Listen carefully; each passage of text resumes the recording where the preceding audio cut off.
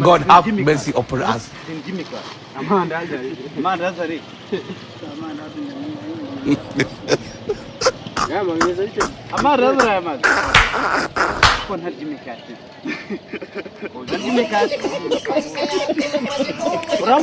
दिवाली की फुलझड़ी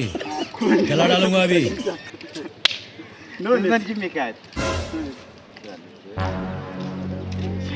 urabona sona zatanje unago nyirwa Fidel basigaye bamwita muza basigaye bamwita amuza naguze ko kwa gatanu se twaje kugipira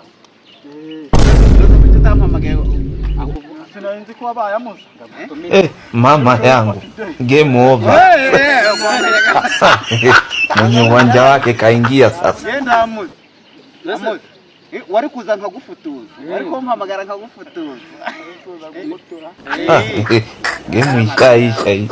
maana soko nalo ingia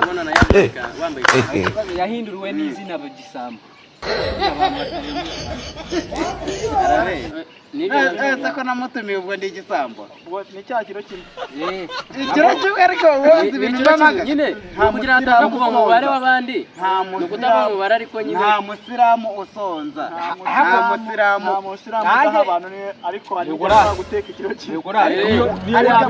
buri iyo bavuze iraidi na ubwacu tufite tushaka kugenda kandi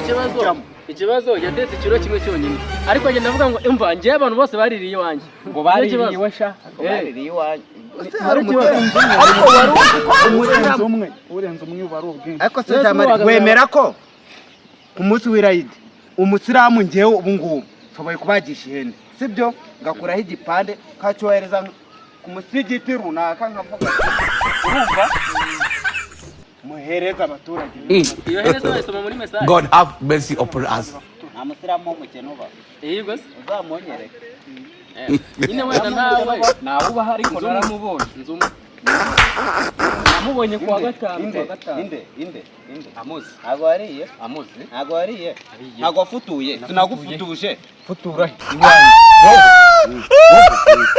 ngira ngo mukurikiza Street Rwanda tubashimira kahinga byagiye hello guys turabashimira mwebwe mukurikira Street Rwanda kubw'urukundo mukomeje kutugaragariza nk'abanyarwanda yego jewe nitwa Sikizo bakaba banyita Shogwe nanjye bakanyita Jeje